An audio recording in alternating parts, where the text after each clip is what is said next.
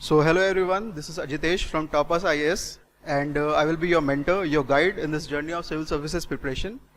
I will be covering the current affairs under the economy section of the Hindu newspaper.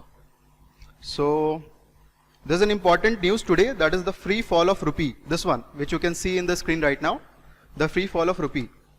तो हम लोग इसको समझेंगे आज, लेकिन the free fall of rupee का रीजंस जानने से पहले हम पहले ये समझेंगे कि अभी इस वक्त डेवलप्ड कंट्रीज में चल क्या रहा, यूएस में क्या चल रहा। यूएस में दरअसल इस वक्त इन्फ्लेशन काफी हाई है और इन्फ्लेशन काफी हाई होने के कारण उन्होंने क्या किया है, वहां की सेंट्रल बैंक ने, कि उन्होंने इंटरेस्ट रेट को बढ़ा दिया है।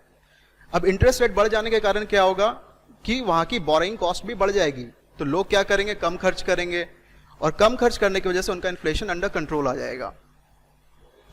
अब हम लोग ये समझते हैं कि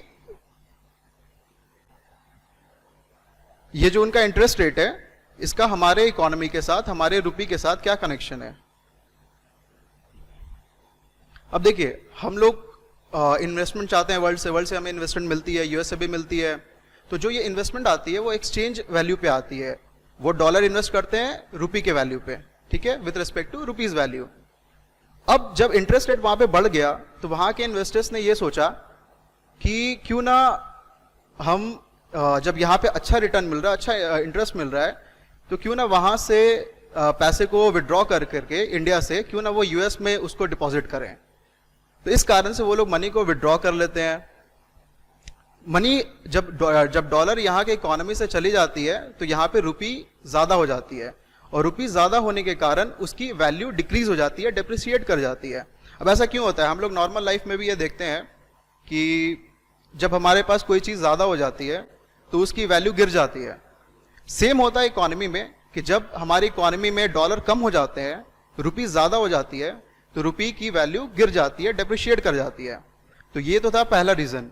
दूसरा एक और इंपॉर्टेंट कारण है, अब यहाँ पे ऐसा इन्वेस्टर्स कर क्यों रहे हैं, ऐसा इन्वेस्टर्स इसलिए कर रहे हैं क्योंकि यूएस में उनको काफी स्टेबिलिटी मिलती है, काफी अच्छा रिटर्न मिलता है, सिक्योर रिटर्न होता है, इसीलिए वो लोग वहां पे इन्वेस्ट करना ज्यादा प्रेफर करते हैं। सेकेंड मोस्ट इंपॉर्टेंट रीजन ये है कि हम लोग इंपोर्ट डिपेंडेंट कंट्री हैं, हमें क्रूड ऑयल चाहिए। तो जो ग्लोबल इश्यूज चलते हैं उसके कारण क्रूड ऑयल के प्राइसेस बढ़ जाते हैं और क्रूड ऑयल के प्राइसेस बढ़ने के कारण अब हमें तो परचेज करना है क्योंकि हम तो इंपोर्ट डिपेंडेंट कंट्री हैं।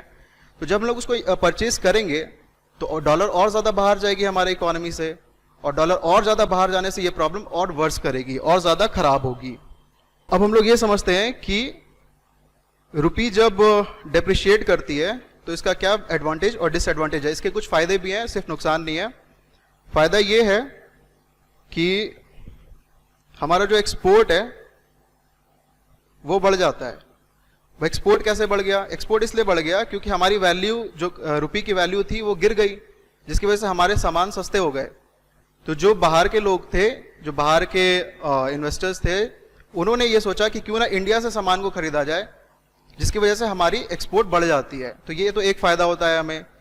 दूसरा फायदा ये होता है कि लॉन्ग रन में इन्वेस्टमेंट भी बढ़ती है। इन्वेस्टमेंट क्यों बढ़ रही है, इन्वेस्टमेंट इसलिए बढ़ रही है कि जैसा कि मैंने आपको पहले बताया कि रुपी की वैल्यू गिर गई, तो अब इन्वेस्टर्स ये सोचे अगर उन्हें $1 पे 80 रुपए मिल रहे थे तो आज उन्हें $1 पे 100 रुपए मिल रहे हैं, तो वो क्यों ना इन्वेस्ट करें। इसलिए इन्वेस्टमेंट भी बढ़ती है, लेकिन लॉन्ग रन में अभी नहीं। ये तो थे कुछ एडवांटेजेस। अब हम लोग डिसएडवांटेजेस देखते हैं।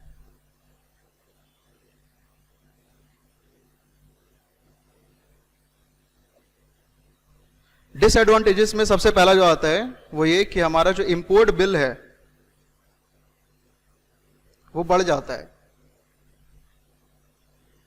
क्योंकि बाहर की चीजें हमारे लिए महंगी हो गई, हमें उसको मंगाना ही मंगाना है, इसलिए हमारा इंपोर्ट बिल बढ़ जाता है। और इंपोर्ट बिल बढ़ जाने के कारण जो हमारा करंट अकाउंट में ट्रेड डेफिसिट है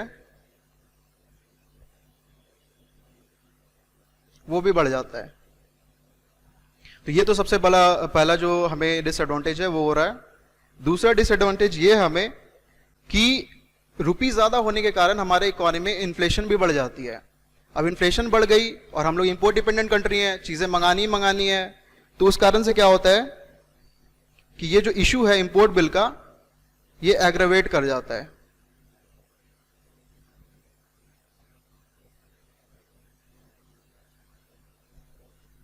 ये एग्रेवेट कर जाता है। तो ये हमारे प्रॉब्लम को और ज्यादा वर्स करता है। ऐसा हो क्यों रहा है ये भी यहां पे मेंशन्ड है, जैसा कि आप यहां पे देख सकते हैं।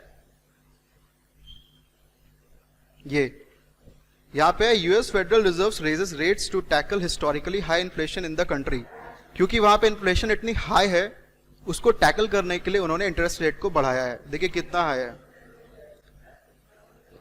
41 ईयर हाई ऑफ 8.6%, जो कि डेवलप कंट्रीज में काफी ज्यादा है। यहीं पे और भी चीजें हैं, जैसे कि what determines the rupee value? The value of any currency is determined by the demand of the currency as well as its supply. ये भी मैंने आपको पहले एक्सप्लेन किया कि क्योंकि डॉलर चला गया यहां से, उसकी वैल्यू बढ़ गई, रुपये की वैल्यू घट गई। वही चीज यहां पे मेंशन है, आप इसको एक बार गो थ्रू कर सकते हैं, मैंने हाईलाइट कर दिया है, इसको एक बार खुद से पढ़ें और देखें। That's all for today's. Thank you.